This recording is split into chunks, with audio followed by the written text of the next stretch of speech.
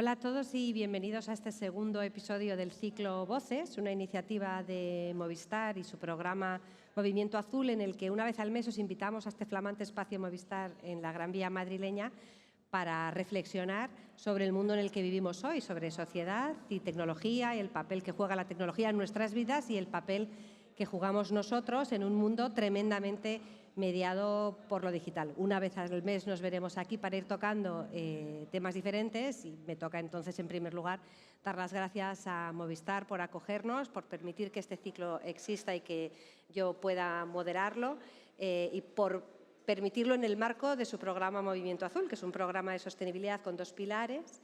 Uno de ellos tiene que ver con impulso digital, con el uso responsable de la tecnología, dándonos información y herramientas para que seamos capaces de entender esa tecnología y hacer ese uso positivo y saludable. Y otro pilar de acción ambiental en el que se desarrollan iniciativas que nos ayuden a crear entre todos un mundo mejor y más sostenible. Soy María Zavala, periodista, especializada en sociedad y tecnología y autora del libro Ser padres en la era digital. Este ciclo de voces, que tiene que ver con hacernos preguntas, lo que pretende es hacernos preguntas un poco diferentes a las que ya nos hacemos constantemente en relación con el impacto de la tecnología. Y en el capítulo de hoy, en el que vamos a hablar sobre salud mental, algunas de esas preguntas tendrían que ir más allá de la famosa si la tecnología impacta en nuestra salud mental, porque yo creo que claramente todos creemos o consideramos que sí, ¿no? El tema es de qué manera, el por qué nos afecta y exactamente qué aspecto de esa tecnología afecta a nuestra salud mental, si lo hace para bien, si lo hace para mal, en los dos sentidos, de qué depende de esa tecnología o de las personas, de nuestro carácter y personalidad, de nuestra edad, de nuestro contexto personal.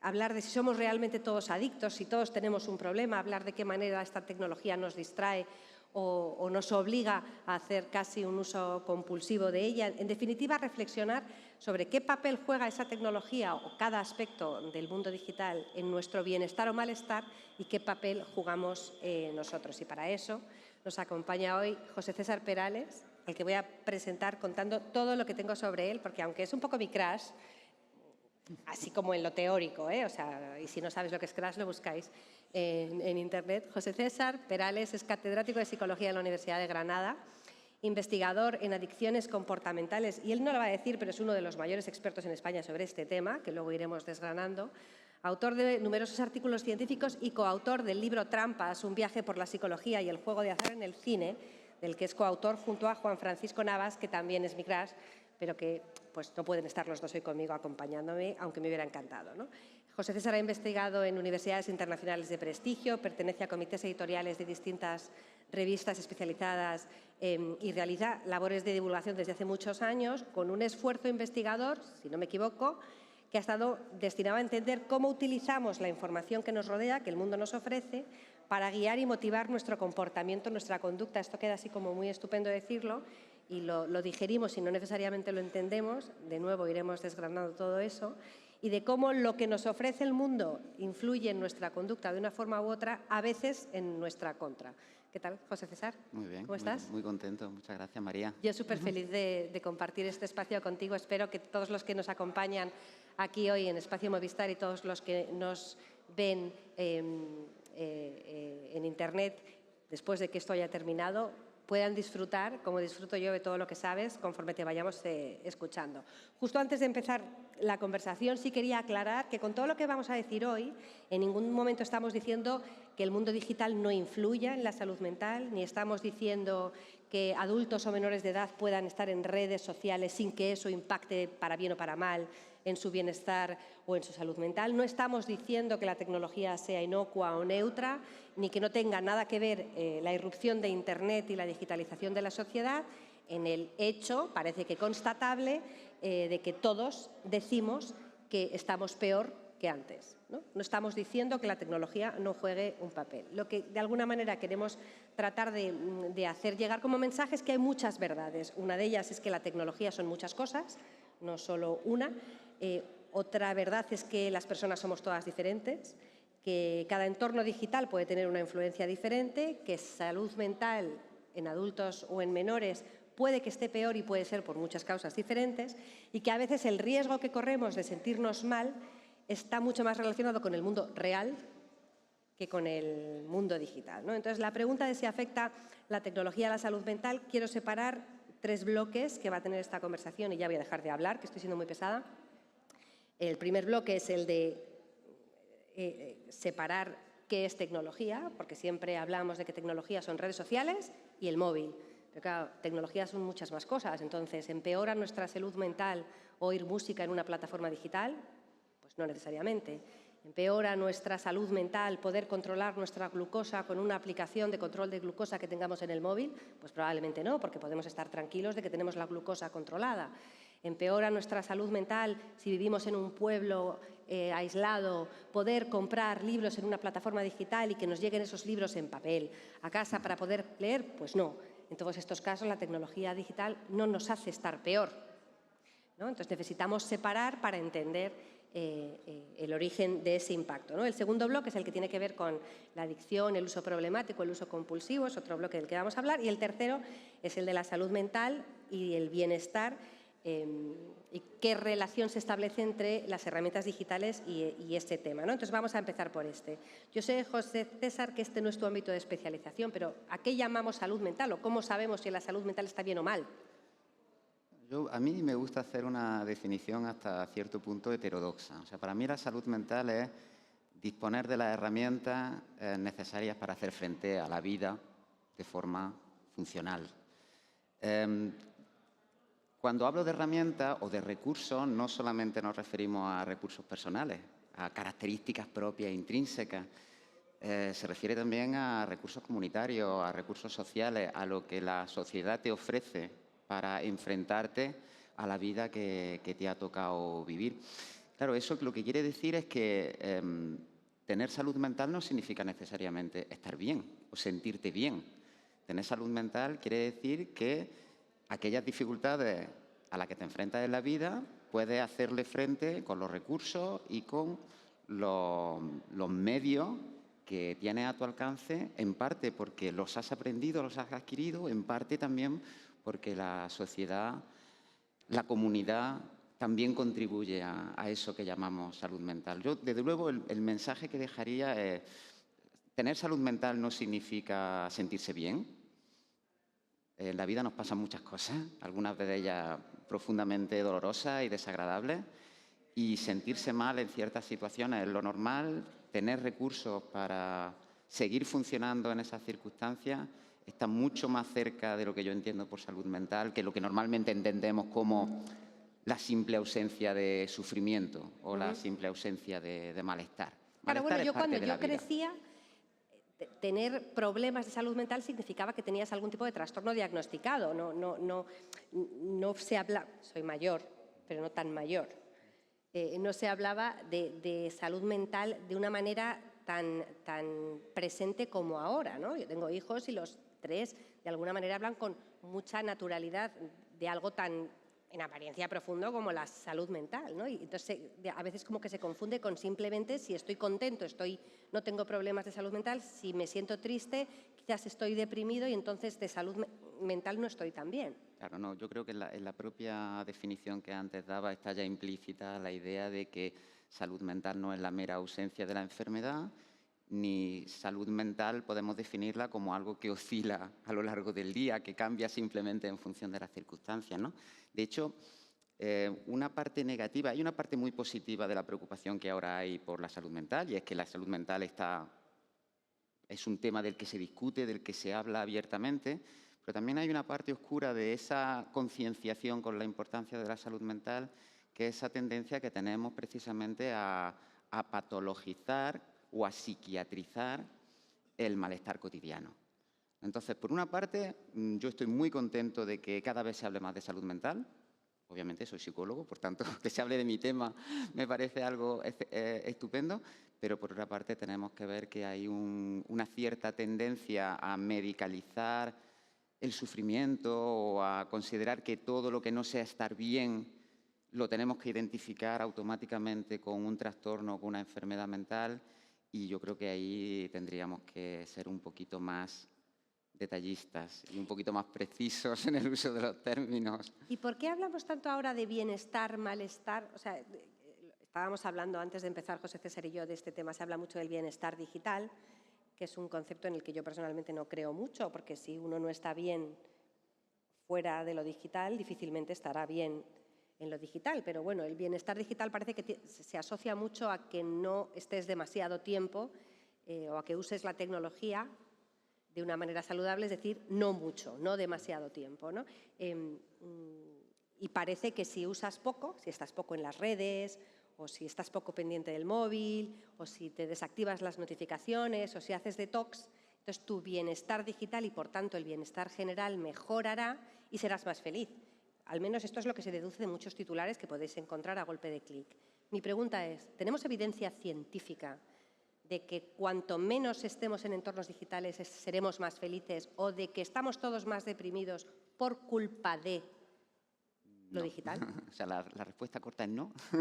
La respuesta corta es no. La respuesta corta es no. Vale. La respuesta larga, lógicamente, es mucho más compleja y requiere mucho más tiempo. Pero para empezar, la tecnología es parte de nuestra vida. O sea, realmente, es decir, ¿se puede hacer la pregunta, ¿la tecnología incide negativamente en la salud mental? ¿Se puede decir que la vida influye negativamente en la salud mental? La tecnología es parte de la vida. De hecho, lo que llamamos tecnología ahora, hace 15 o 20 años era ciencia ficción, y la tecnología de hace 20 años ahora nos parece obsoleta, ¿no? Obviamente, vivimos en un mundo tecnologizado en el que aquello que hacemos en interacción con dispositivos digitales o con dispositivos de nuevas tecnologías forma parte de nuestro comportamiento, forma parte de nuestro repertorio. Entonces, cómo nos comportamos en el entorno digital es parte de nuestra vida y puede ser un componente importante de los desequilibrios que se producen en ese ecosistema comportamental o en ese complejo comportamental. Entonces, no podemos decir que la salud mental no está influida por la tecnología, porque obviamente nuestro comportamiento se desenvuelve en un entorno tecnologizado, y cómo interactuamos con esos dispositivos, cómo interactuamos con plataformas, cómo interactuamos con Internet, lógicamente tienen mucho que ver con la calidad o con el nivel de salud mental que manifestamos.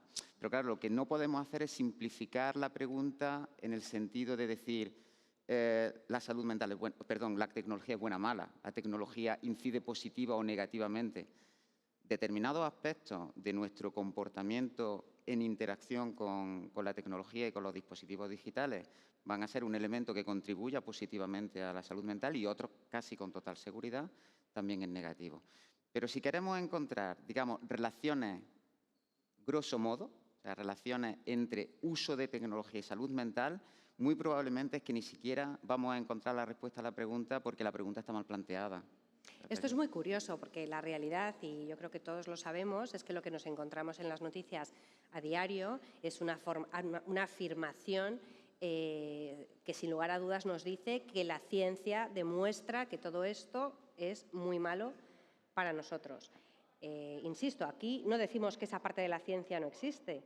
Lo que decimos es que la evidencia científica es muy amplia, se hacen muchos estudios en relación con estos temas, y las conclusiones son muy diferentes según el estudio que uno esté mirando. Y en esas conclusiones, las que dicen sí, esto es culpa de las pantallas, no, esto no necesariamente es culpa de, no hay causa-efecto, sino relaciones, en estas investigaciones, que la conclusión sea tan diferente en ocasiones tiene que ver con cómo está diseñada esa investigación, con el objetivo que tenga quien lo está desarrollando a la hora de qué tipo de conclusiones quiere obtener, porque el cómo se estudia esta relación bidireccional entre salud mental y mundo digital nunca nos lo explican a los que vamos paseando por la calle con el móvil en la mano.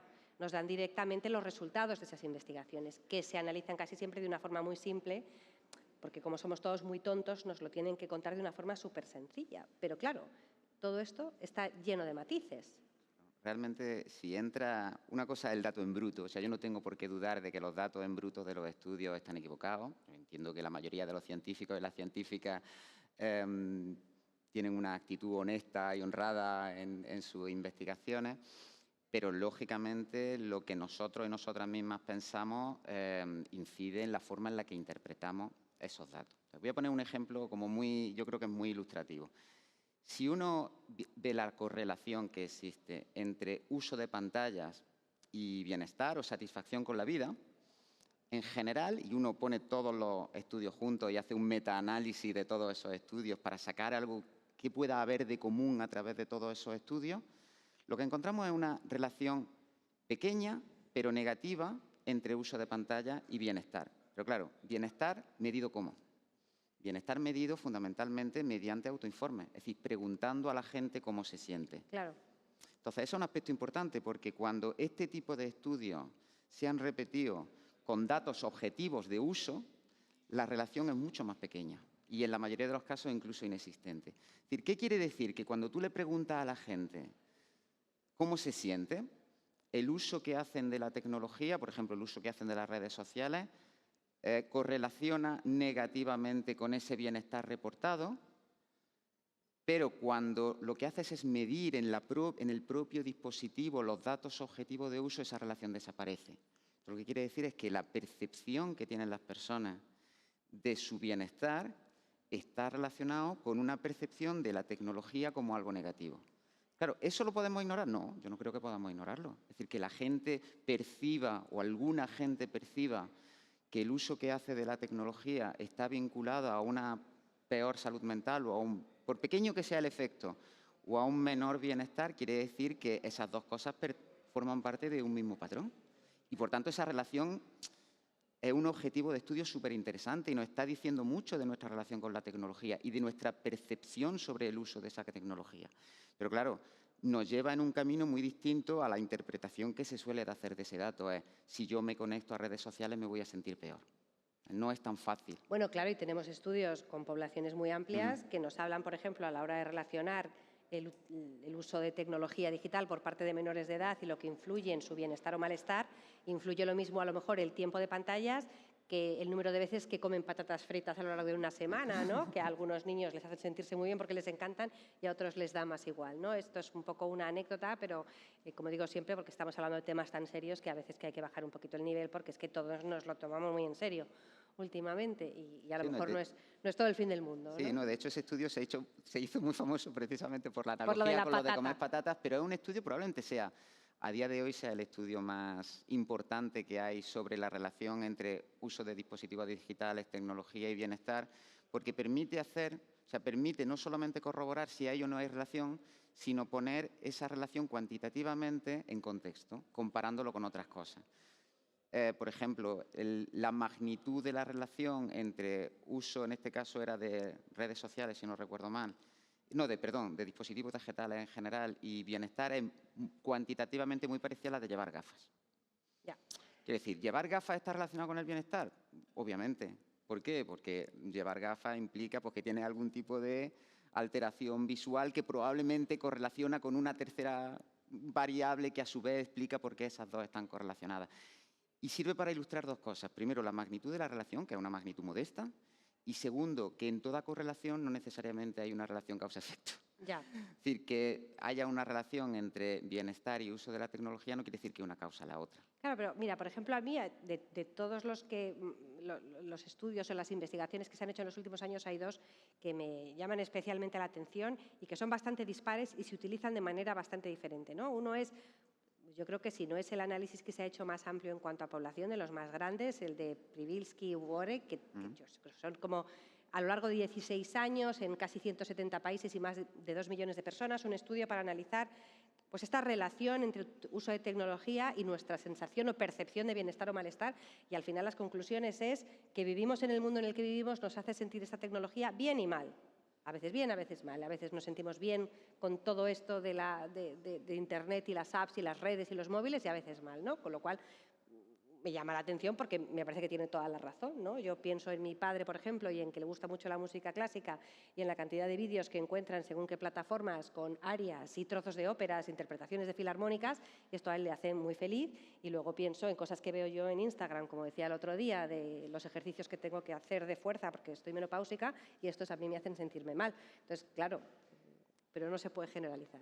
Y el otro es el estudio famoso Sapiens, que estudiaba cómo impacta en el bienestar de las personas, de los menores y jóvenes en este caso, el hecho de darles el móvil antes o después. Y es un estudio muy amplio y es al que suelen referirse todas las personas que defienden que el móvil se dé lo más tarde mejor, que insisto, no me meto, cada uno que haga lo que considere que tiene que hacer de acuerdo a la legislación, ¿no? Pero este estudio, que efectivamente la conclusión es cuanto antes se da el móvil a un menor, conforme crece, peor parece que está su salud mental. Claro, empieza comparando datos de darle un móvil a un menor a los 5 años, que, no sé, como que todos podemos tener claro que a los 5 años, pues no sé, pero curiosamente empezó en unos años en los que, si tenemos en cuenta cuándo se empiezan a comparar, es decir, cuándo le daban a un niño un móvil a los 5, estamos hablando de 2007, que los móviles no tenían nada que ver con lo que son hoy, y el último año de comparación en el que se le daba el móvil a un niño pronto era 2014, que tampoco los smartphones eran lo que son hoy, ni el algoritmo de TikTok existía como tal, ni el de Instagram existía como tal. Luego tampoco es extrapolable ya a la sociedad que vivimos, ¿no? La evidencia no es A o B, es decir, no es todo tan sencillo blanco y negro. Claro, y hay otra cuestión, respecto a ese estudio en concreto y otros parecidos, hay otra cosa muy importante que tener en cuenta. Evidentemente, yo creo que muy poca gente estaría de acuerdo en que un móvil es algo totalmente inocuo y que se lo pueda dar a un niño o a una niña de 8 años como si fuera un juguete. Ahora bien, ¿qué estilo educativo, qué patrón de crianza, qué ambiente familiar hay en una familia en el cual se le da a un niño o a una niña sin ningún tipo de restricción un móvil a los 8 años? Claro, ¿qué es lo que realmente luego incide en el comportamiento de ese niño o de esa niña, o en la salud mental de ese niño o de esa niña? ¿El hecho de que le has dado el móvil o el hecho de que vive en un determinado tipo de familia? Ya. Esta es la cuestión de qué es causa y qué es consecuencia, porque si erramos en el diagnóstico de qué es la causa de qué, cuando queramos poner soluciones nos vamos a quedar en soluciones simplistas.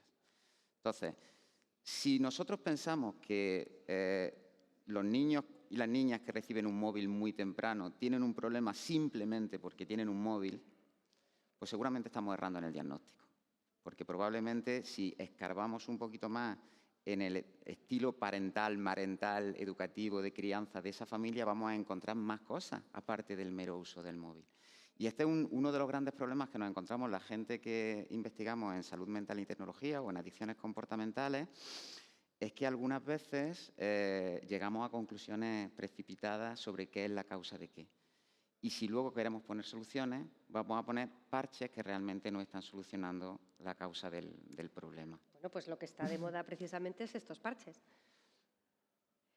Bueno, vamos a evolucionar, vamos a avanzar. Vamos a ir a las redes sociales, que es el gran melón, el de si las redes sociales están haciendo que seamos todos en general más infelices y estemos peor de salud mental, pero muy en particular pues nuestros adolescentes, porque claramente si tú eres adolescente y tienes 17 años y miras al mundo real, y en ese mundo real hay pospandemias y hay guerras y hay un cambio climático y hay que no sabes a qué te vas a poder dedicar y no sabes si vas a poder tener una vivienda, en todo caso lo que te causa un problema de salud mental son las redes sociales, ¿no? Vamos a hablar de ese tema que a mí me inquieta mucho cómo se cubre en los medios. Yo soy periodista y me fastidia mucho. Traigo más libros de gente que incluso me cae mal, pero que os digo que os los tenéis que leer. Uno en concreto es este, La generación ansiosa, de Jonathan Haidt, que dice directamente por qué las redes sociales están causando una epidemia de enfermedades mentales entre nuestros jóvenes. Causando, así, sin matices. ¿Están causando las redes la epidemia? Ahí hay dos afirmaciones. Una es que hay una epidemia de problemas de salud mental y la segunda es que la están causando las redes sociales o la está causando la tecnología.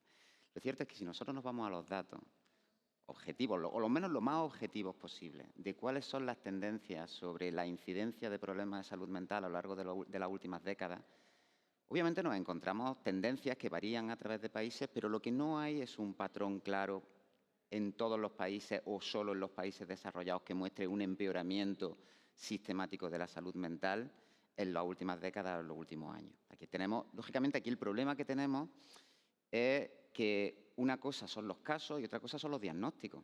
Y en relación a lo que antes hablábamos de la importancia que le damos a la salud mental, nuestros sistemas de detección de problemas de salud mental y de atención a la salud mental son mucho mejores de lo que eran hace un año. Siguen siendo muy malos, pero son mejores de lo que tenemos más conciencia, tenemos más mecanismos de detección, tenemos tanto en el sistema educativo como en el sistema sanitario, tenemos más herramientas para detectar esos casos. Entonces, una cosa son los casos, los diagnósticos, y otra cosa son los casos subyacentes. Entonces, obviamente hay más diagnósticos, obviamente hay más casos detectados y eso de alguna forma está saturando los sistemas de atención a la salud mental y, por supuesto, que tenemos un problema de recursos para atender a esos problemas, a esa demanda. Pero eso no quiere necesariamente decir que había un incremento de la depresión o había un incremento de la ansiedad, al menos de este calibre a lo largo de las últimas décadas. De hecho, si miramos un poco lo que son estimaciones, porque en última instancia tenemos que hacer estimaciones de cuáles son el porcentaje de incidencia, no tenemos el dato, siempre tiene que ser a través de encuestas, a través de estudios, etcétera, etcétera. Lo que vemos es que, por ejemplo, en Estados Unidos, Reino Unido, sí que se percibe una tendencia al alza a partir de, bueno, de principios de la década pasada aproximadamente.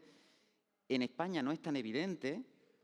Ya llegaremos, porque siempre luego llegamos. Y en otros países, sin embargo, las tendencias son a la baja. Y los datos de suicidio, por ejemplo, que son datos, en principio, más fáciles de objetivar, porque hay registro, pues también nos dan... Claro, un solo caso es dramático. Ya. Entonces, no podemos quitarle importancia a las estadísticas de suicidio en la adolescencia y en la juventud, porque un solo caso ya es lo suficientemente dramático. Pero aquí lo que se está afirmando es que hay una tendencia al alza que los datos no corroboran, o al menos no corroboran en todos los países. Ya. O sea, cosas que yo supongo que sí que sabemos, porque sí que tenemos evidencias. Yo no he encontrado todavía, no soy tan experta como tú y tampoco es mi campo, pero bueno, me dedico a leerme todo lo que investigáis, los que os dedicáis a investigar. Sabemos que causa-efecto como tal no podemos afirmarlo. Sabemos que la relación entre salud mental y redes sociales en el caso de los adolescentes es bidireccional. Es decir, por ejemplo, el adolescente está regular, se siente vulnerable, pasa por un mal periodo, tiende a usar más las redes sociales y eso no necesariamente le va a ayudar a estar mejor.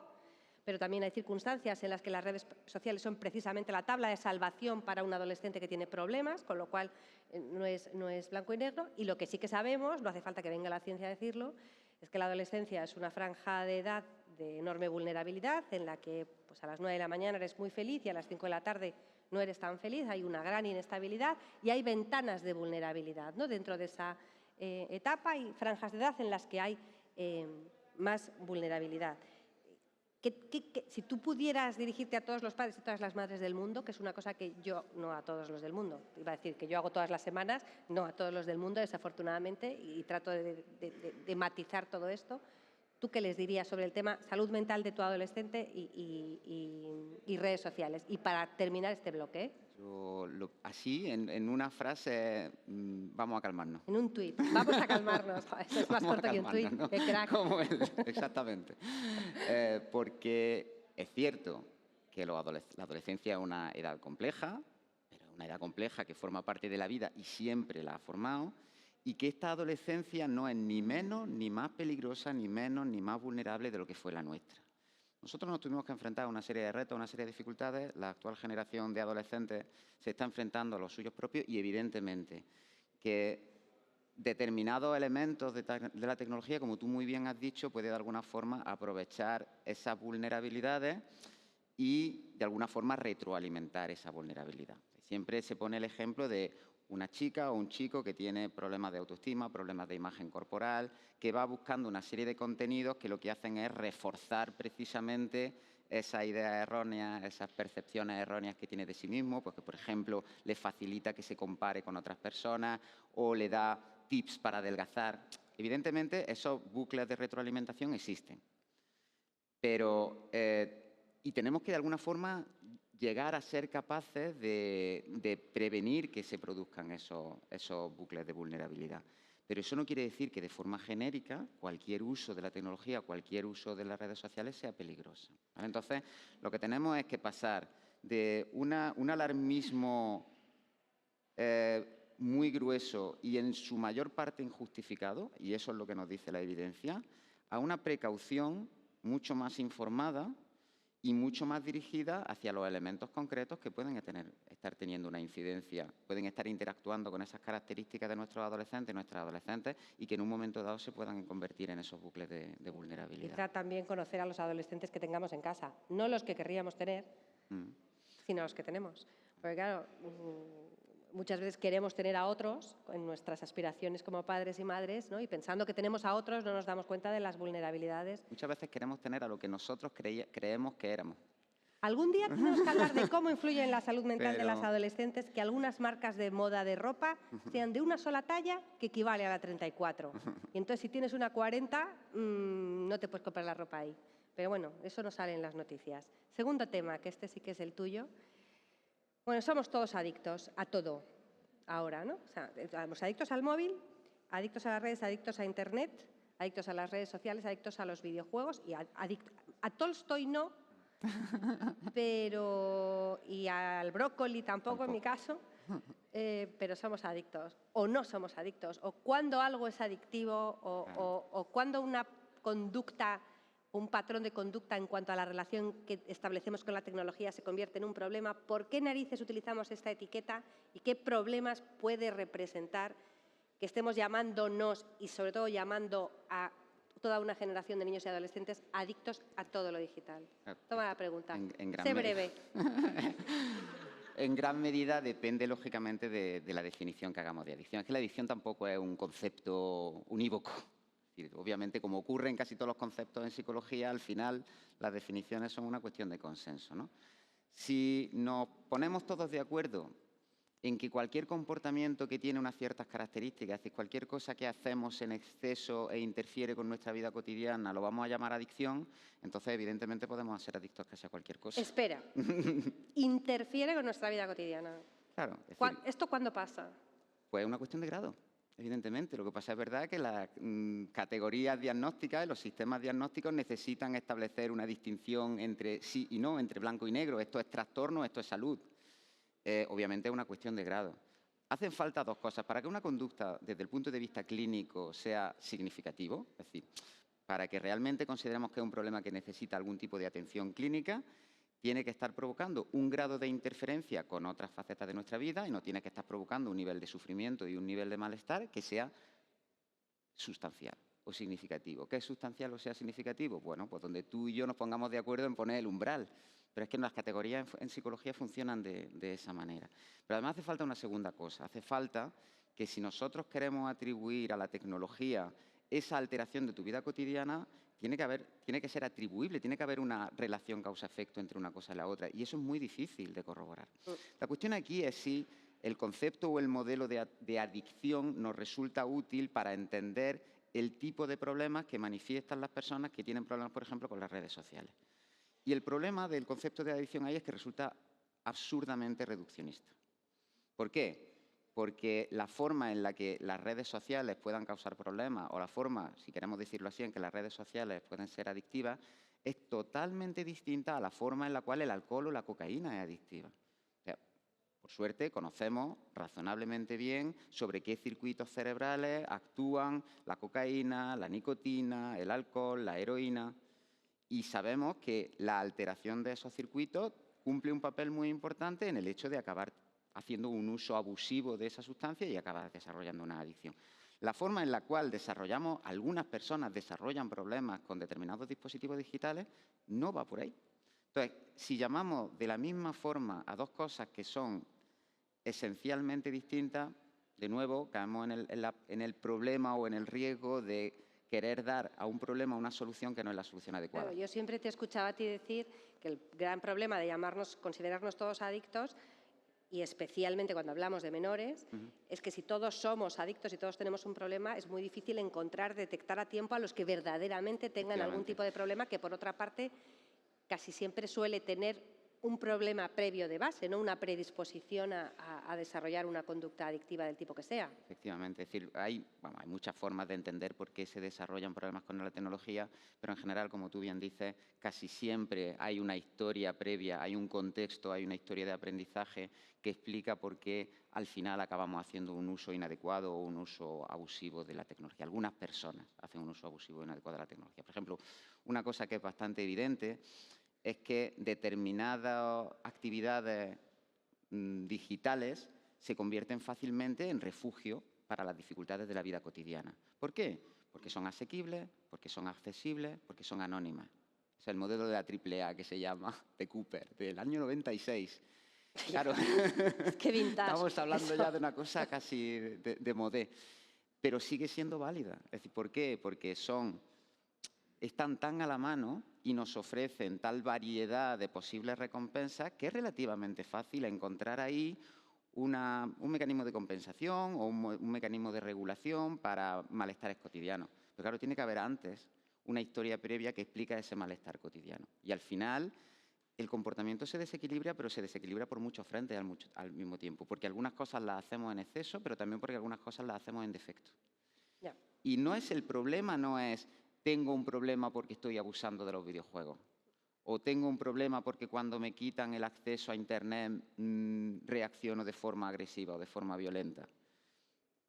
A mí me quita el acceso a Internet, a mí me quitas Twitter, a mí más de uno diría que yo soy adicto a Twitter. A X. O a X, o a Blue Sky, que es lo que nos estamos pasando ahora, nos estamos pasando todo el mundo. Y obviamente, si a mí me quita el acceso a aquellas cosas en las cuales encuentro ciertas satisfacciones cotidianas, pues me va a resultar frustrante. Pero no voy a reaccionar de forma agresiva, ni voy a reaccionar de forma violenta. Yo, mira, ahora reacciono de forma agresiva a tantas cosas.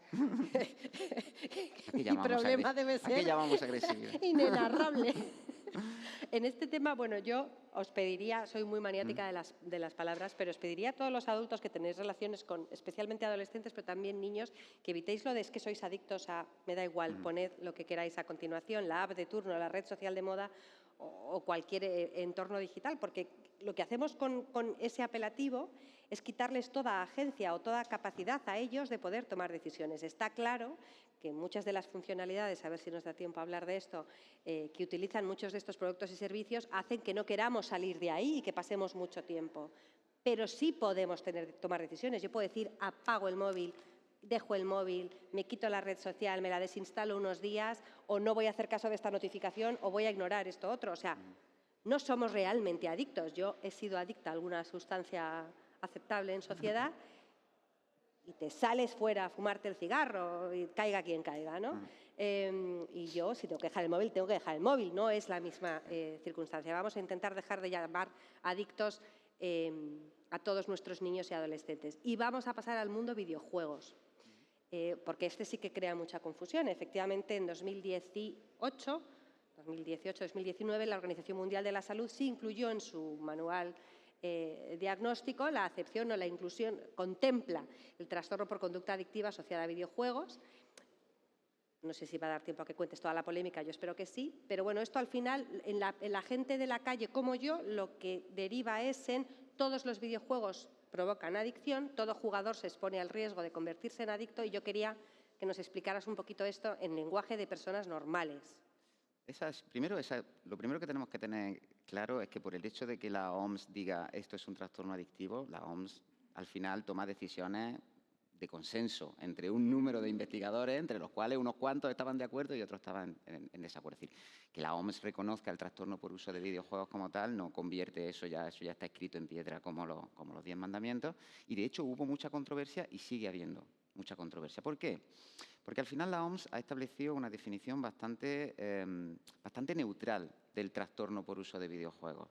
Tiene que haber un problema con el control de esa conducta, un intento de controlar esa conducta que ha caído en saco roto, un desplazamiento de otras actividades importantes en el funcionamiento cotidiano de esa persona y tiene que haber un deterioro funcional, que ahí es donde está. Es decir, para que se considere un trastorno tiene que existir un deterioro funcional, que de nuevo caemos en qué es deterioro funcional y además tiene que ser atribuible a los videojuegos. Fijaos que esto es una descripción de consenso bastante superficial que no nos está diciendo nada sobre por qué algunas personas llegan a tener problemas con algunos videojuegos. ¿De acuerdo?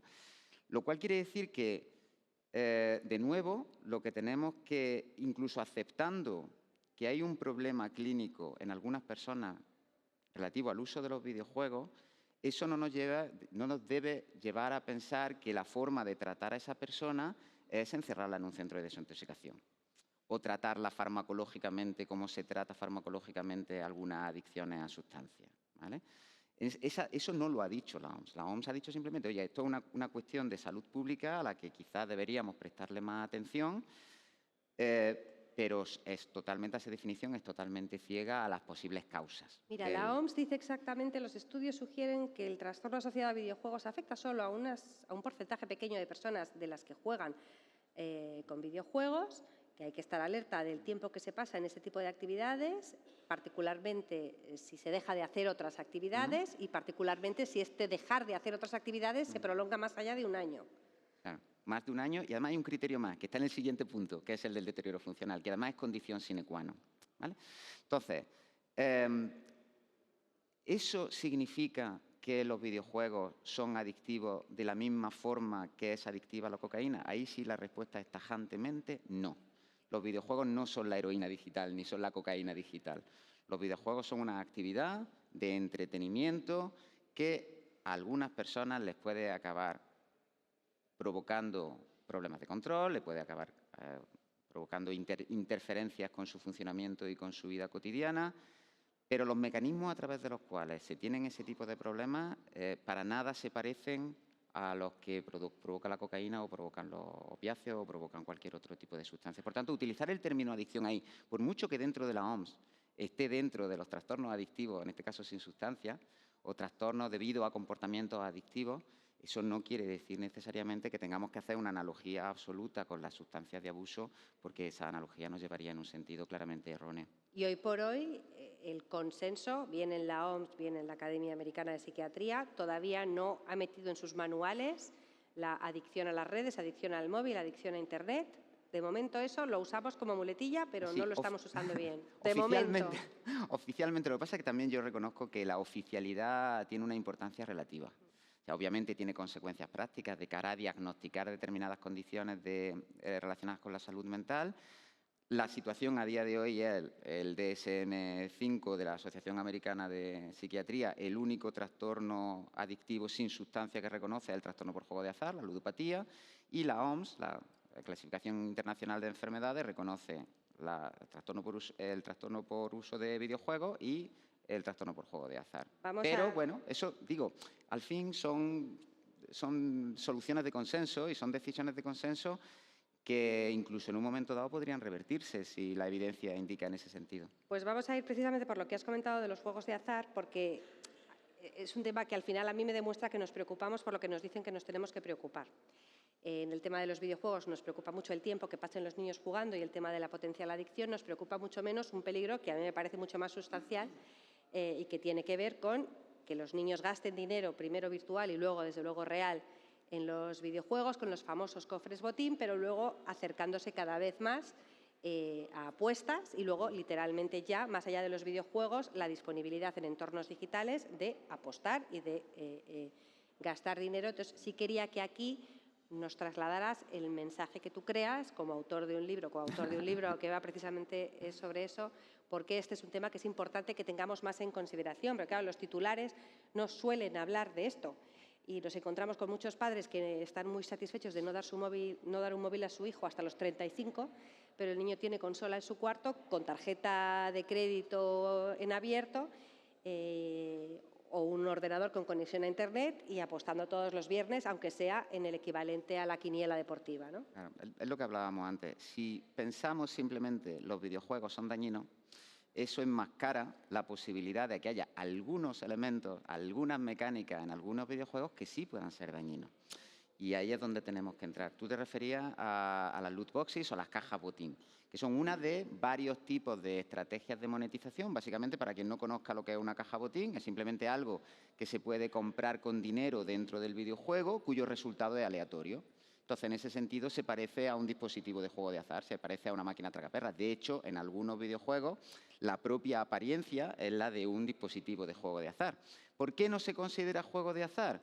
Porque no ofrece premios en metálico ni ofrece premios que en principio sean monetizables, tengan valor económico. Entonces no entran dentro de la legislación de juego de azar, pero su mecánica, su forma de funcionamiento es muy parecida a la de juego de azar. ¿Qué sabemos sobre las cajas botín?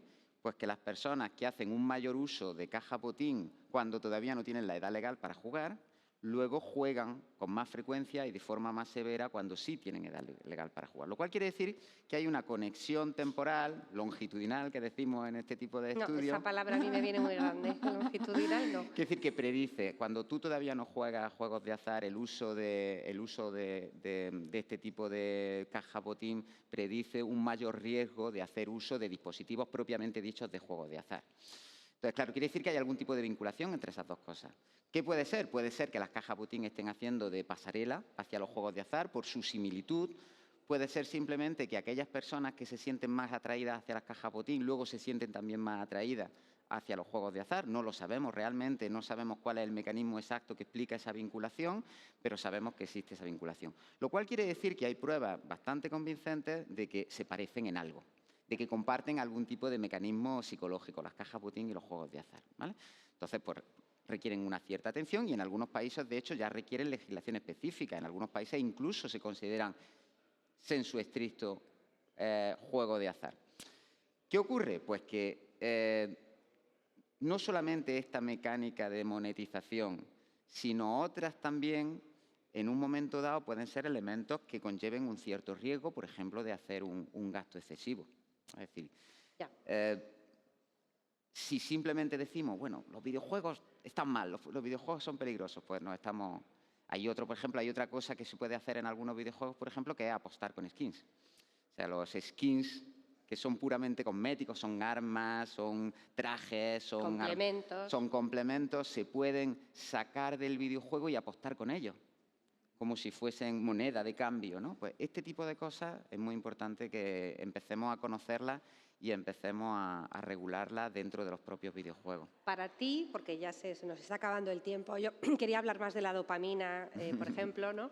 Pero bueno, ¿cuál para ti de las funcionalidades que nos encontramos en el mundo digital, de apps o de redes, qué aspecto crees tú que es el que más condiciona o el que más puede relacionarse con que nos sintamos mal o bien? Elige. Yo creo que aquellas dinámicas de funcionamiento de los algoritmos que acaban de alguna forma sintonizando con nuestras necesidades. Es decir, si nosotros tenemos las necesidades normales, digamos, que conlleva la propia vida y las redes sociales o los dispositivos digitales nos permiten tener ese tipo de recompensa o cumplir parte de nuestros objetivos, eso está muy bien. Yo probablemente hoy no estaría aquí si no fuera por las redes sociales porque no nos conoceríamos. Entonces, es perfectamente normal que las redes sociales u otros dispositivos me ofrezcan cosas que son especialmente valiosas para mí, pero como hemos dicho antes, algunas veces, algunas personas tienen ciertas características que lo hacen vulnerable. Entonces, la forma en la que algunos dispositivos digitales se adaptan a esas necesidades, al final pueden hacer acabando cierto aprovechamiento de esa vulnerabilidad. Bueno, más que el dispositivo es el entorno realmente, la plataforma, totalmente. O sea, el sitio es la al que entramos. interacción entre la persona, el contenido y la forma en la que la plataforma te ofrece ese contenido. Entonces, esa sería una parte importante a tomar en consideración y de ahí que mucha gente esté insistiendo en la importancia de la transparencia de los algoritmos, de que realmente sepamos cómo funcionan los algoritmos, que no sean opacos y que sean susceptibles de conocimiento y de regulación. La otra tiene que ver con el hecho de que algunas veces pues, cierta tecnología digital es eso, accesible, asequible y anónima. Entonces, pues nos puede resultar demasiado fácil seguir haciendo algo cuando ya hemos entrado en la dinámica de esa actividad y no pasar a otra cosa que a lo mejor es más importante, ¿vale?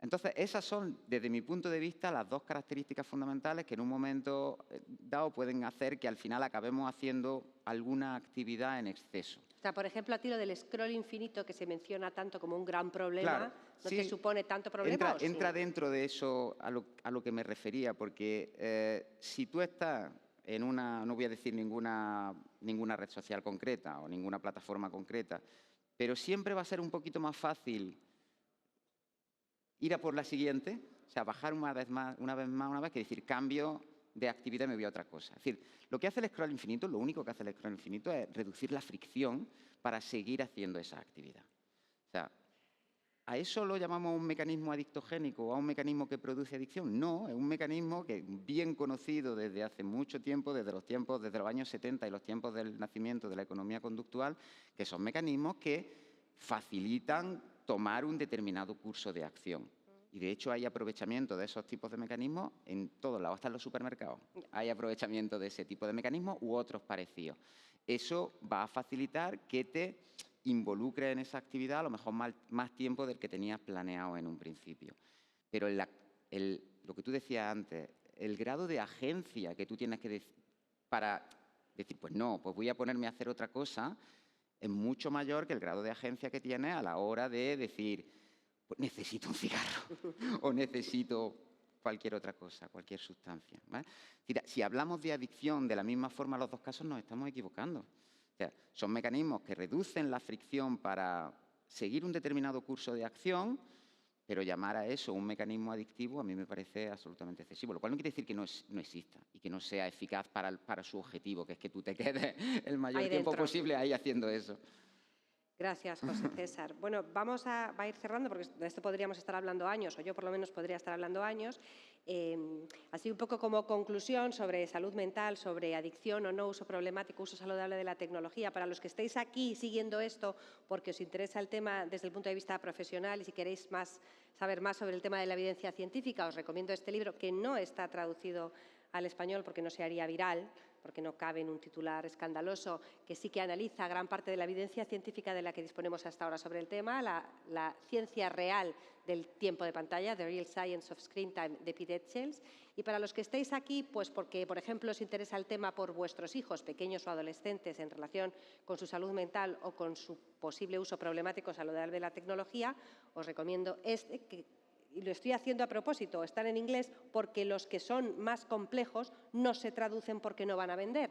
Pero que se llama Educar para un futuro digital, de una investigadora internacional, pues yo creo que de las de mayor prestigio, Sonia Livingstone, en todo el mundo, ofrece las conclusiones de un estudio muy significativo que tampoco nos cuentan nunca, que habla de las familias. Y es que con cuanta más serenidad llevemos las familias el tema de lo digital, parece ser que menos problemas hay. Mientras que si los padres y las madres o pasamos del tema o estamos en pánico constante, parece ser que tenemos más problemas. Bueno, hay muchas cosas que se pueden cambiar en cómo investigamos sobre todo esto, en cómo hablan los medios sobre todo esto, en cómo divulgamos sobre todo esto. El ciclo Voces es para que nos sigamos haciendo preguntas, no solo las que nos dicen que nos hagamos, sino otras nuevas. El mes que viene estaremos aquí, pronto os diremos con quién y exactamente cuándo. Gracias por acompañarnos desde la sala, por acompañarnos desde donde estéis siguiendo esto a través de Internet y gracias, José César, por estar aquí conmigo. Ha sido un placer. Gracias, Movistar y Movimiento Azul. Nos vemos pronto.